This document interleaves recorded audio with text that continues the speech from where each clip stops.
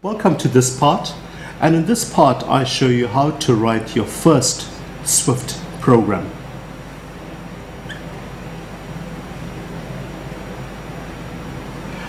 There are three ways that you can write and run your first Swift program, and I'm going to show you the three ways to do this. The first way is called REPL, or Read, Evaluate, Print Loop.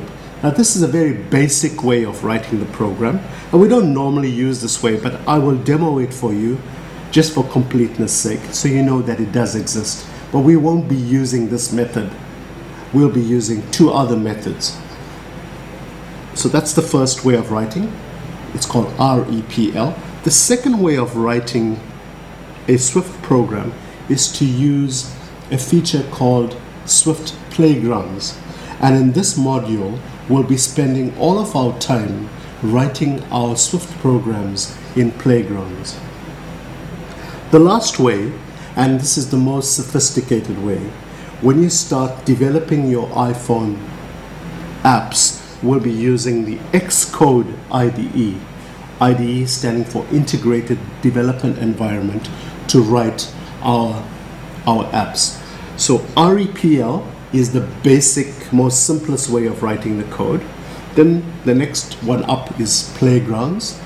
And for this module, since we're just studying how to program in the Swift programming language, we'll be using Playgrounds.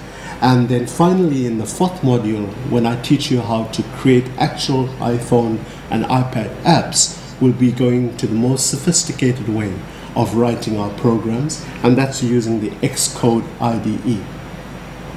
So let's start off by showing you how to write a simple program using REPL. Now,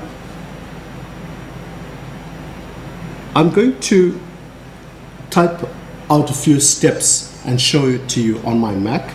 Now, don't worry too much about what the code is, or what an integer is, or what a floating point number, or what a variable is. In future lessons in this module, I'll explain all of that. But for now, I just want to take you through the process of writing your first program. And even if you don't understand what the program does, I just want to take you through the mechanics of writing your first program. So the first way of writing the program is using REPL. And I've detailed the steps for you on what we're going to do when we're going to write the program, and these are also in your slides, so you can also follow from your slides. Okay, so let me switch to my Mac. I now want to start writing my first program in REPL. To start REPL, you need to start something called the terminal on the Mac. To start the terminal on the Mac, top right hand corner where it says search, the search icon, click on it, type in the word terminal, and it opens up a white screen for you, and this is called the terminal, or the CLI, the command line interface of the Mac. Before we start using REPL, we need to type in a line of code the first time we start REPL. You don't need to type in this code all the time. You just need to type it in the first time that you start REPL. The code is sudo space xcode dash select space dash s space slash applications slash xcode dot app slash contents slash developer, and press enter. It will now ask you for the password for your Mac computer.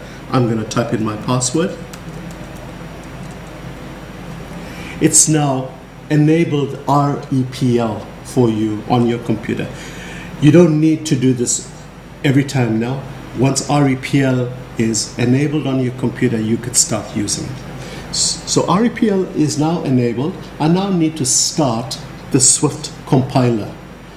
The Swift compiler is going to help me to convert my statements that I type in into binary code. So to start the Swift compiler, you type in xc run Swift. Okay. If that command was typed in correctly, it'll say welcome to Swift version 1.2, type : help for assistance, and it's put the number 1 for you. That means it's on line number 1. It wants you to start writing your first line of code in your program. Now traditionally, when we write our first program, it's always a program called Hello World that displays the message Hello World on your screen. So to keep up with tradition, we're going to write our first line of code in our first Swift program that says Hello World. And the key word to print something on the screen is print line, open bracket, open inverted commas, hello world, space, world, close inverted commas, bracket. And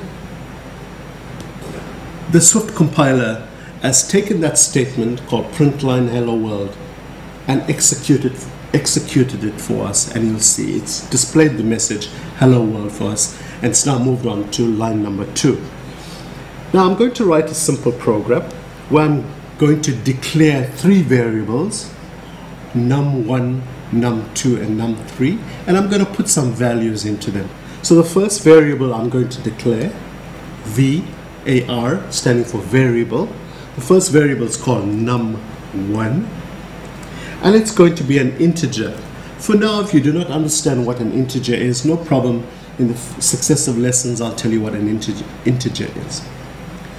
Don't focus so much on what the keywords mean. Just focus on typing in the code for now.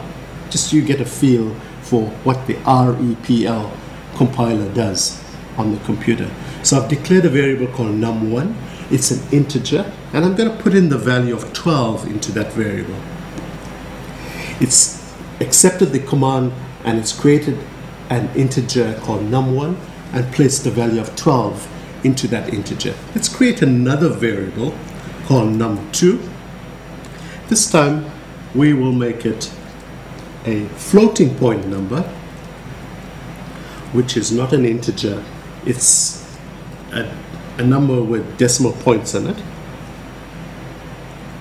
So variable num2, it's a floating point number, and I put in the value of 4.76 into it. Press enter. It's now stored that value in num2. Let's create another variable. This time create a variable called num3. Let's make that an integer as well. And we'll put the value of 16 in it. Good. Now what I'd like to do is, num1 is 12 and num3 is 16. I'd like to take the value of 16, which is in num3, and put that into num1. So I want to make num1 equal to num3. Take the value of num3 and place that into num1. So the statement is num1 equals to num3. So I'm taking the value of num3 and placing that into num1. And the computer has executed that statement. Now how can I check if num1 is now equal to 16 and that num3 actually went into num1? Type in num1 and you'll see that num1 is an integer and the new value of num1 is 16. So that's in a nutshell how REPL works. It's a very basic way of writing your code. If you need more help to find out how REPL works, press in a colon and type in the word HELP, help, and it'll give you more information on how REPL works. And if I wanted to quit REPL, colon again, quit. Type in quit. So that's the the basic way of how REPL works, and we won't be spending any more time on REPL. I just wanted to show you that it does exist, and if you want to write simple lines of code to test, you can use REPL.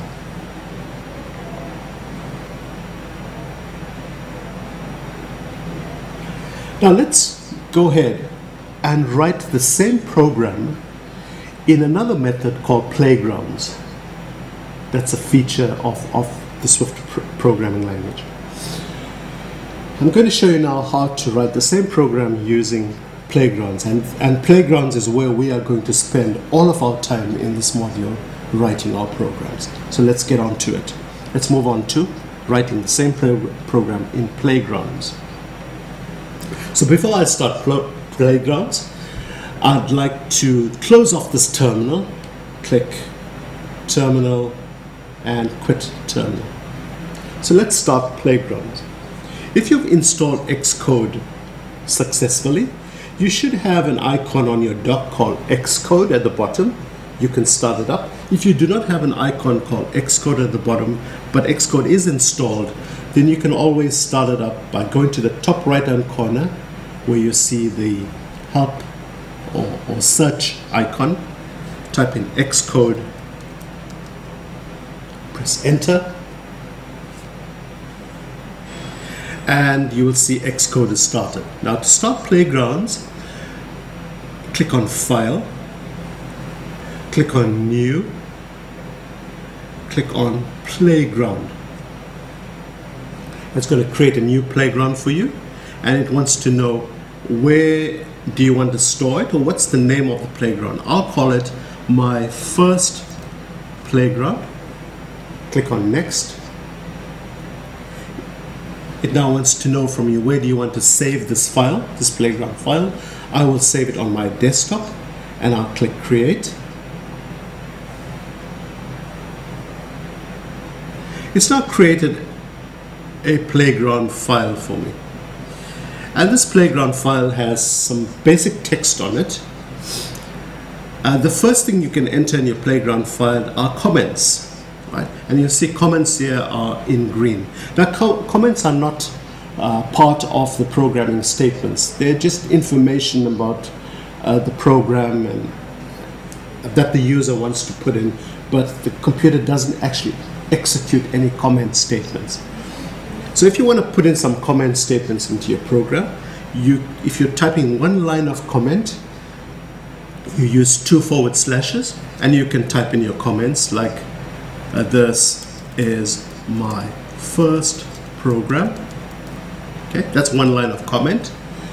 If you want to type in a whole paragraph of comments, then you need to, before you start writing your comments, type in a forward slash and a star or asterisk, and type in your comments, how many comments you want to, many lines, and once you've completed writing your comments, end it up by putting a asterisk or star and forward slash, and you'll see that this is one paragraph of comments, and this is one line of comments. Okay, so that's how you'd write in comments into your playground files. Now, what is a playground file? How is it different from normal other environments? Well, a playground environment allows you to quickly test your program. So you could write a quick short program, and in real time it will execute it for you and give you the results without compiling, uploading it to the iPhone, and then running it onto the iPhone, which takes quite a while. What Playgrounds allows you to do, if you want to quickly check a piece of your code, you could write it in and it will execute and give you the results without compiling it and uploading it to the phone and then running it on the device. Right, the first line of the playground is import UI kit. Don't worry too much about that. It's needed, and I'll tell you later on what the purpose is. And the second line of code, I can delete that because I want to start writing my program. Now we're going to write the same program that we wrote in the earlier REPL. And the first line of code in that program was hello world, or print line hello world. So I'm going to type in print line open bracket hello world and press my close bracket and press enter. You'll notice on the right hand side it's showing you the result of that statement. So it's executing that statement in real time for you, and you see it on the right hand side. It has printed out hello world. Let's continue writing our program. Remember, in our last program we declared 3 variables, num1, num2 and num3, and then we put the value of num3 into num1. So let's quickly write that program. var num1, which is an integer, give it the value of 12. var num2, which is a floating point number, and we gave it the value of 4.76, and another variable called num3, which is an integer, and let's give it the value of 16. And now we said we would like to make num1 equal to num3, or take the value of num3 and put it into num1. And as we type in the lines of code, you'll see on the right hand side it's executing those lines of code. Now I want to check if num1 is really equal to 16. I type in num1, and you see on the right hand side num1 is indeed 16. It used to be 12, it's now 16. So that's how I've written my first program using the Swift Playground. And if you want to now save this file, click on File, click on Save, and you'll notice on your desktop it has created a file for you called My First Playground. And you can go and edit it whenever you want to. So that's how you would create your first program using Playgrounds. The last way to write your first program is to use the Xcode IDE environment. It's a very intimidating environment, so we will not be using a lot of it. In fact, we won't be using this in this module, except to demo the first program for you. We'll be using most of this Xcode IDE in the last module when we start programming iPhone and iPad apps. So let me show you how to quickly create your first program using the third method, which is the Xcode IDE. Here again, we start off Xcode, click on File, click on New, don't click on Playground, click on Project. Here again, don't worry about which selections to make or why we are doing these selections. Make sure you're on iOS, Application, Single View Application. We'll study more on this in module number 4. Single View Application, click on Next. It then asks you for the name for your project. I'll call it My First Project. That's the product name. It then asks you for the organization. Here you can put down HCT. It will then ask you for an organization identifier. You can type in ae.ac.hct.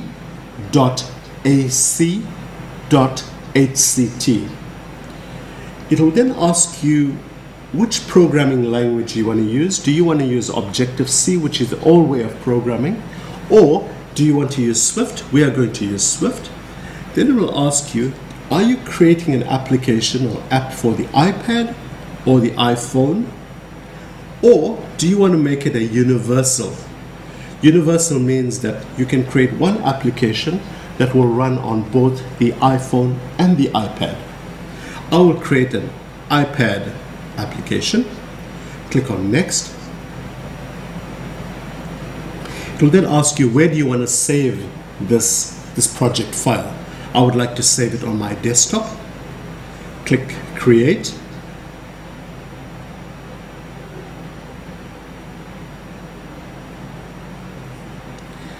It will then open up the Xcode IDE for you. Here again, don't worry too much about these different controls and different options. I'm just going to show you how to start typing in your first Swift program.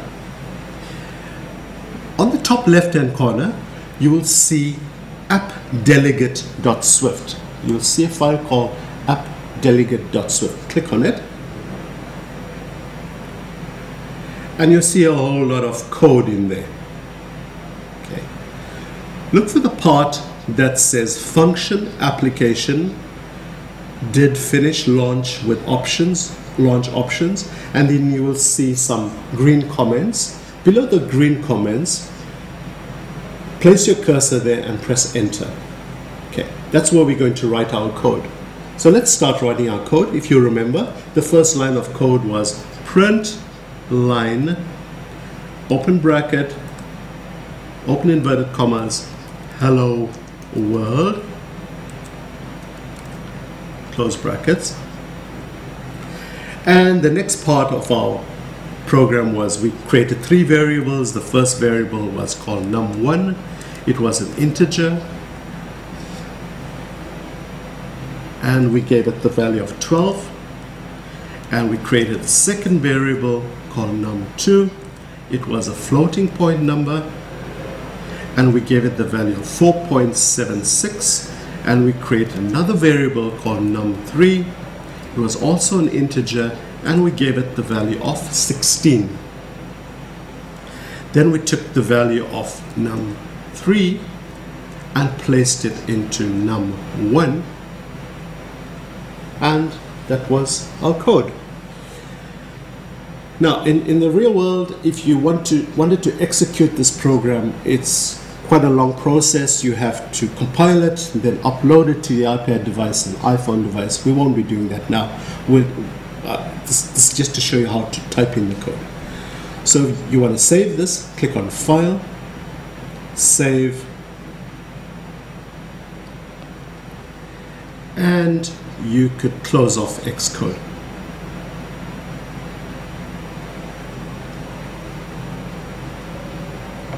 Hope you enjoyed this lesson where I showed you how to create your first program using 3 methods, REPL. The second method was called Playgrounds, and the last method was to use the Xcode IDE. So in the rest of this module, we will not be using REPL. We will not be using the Xcode IDE. We'll be focusing on writing all our programs in the Playgrounds environment. Hope you enjoyed this lesson, and I'll catch you back for the next lesson.